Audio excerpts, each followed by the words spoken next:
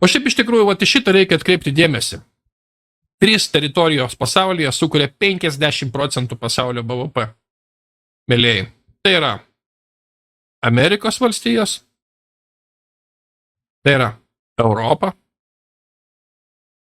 ir tai yra kitas galas, tai už Europos reiškia Japonijos šitie galai, ar ne visi.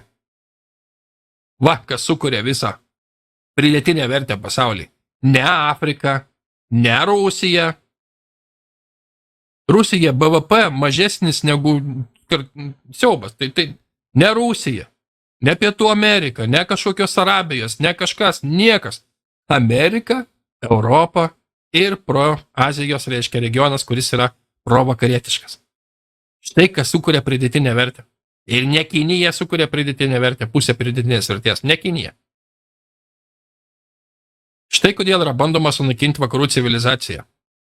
O dabar darykit su šitom žiniom, ką norit.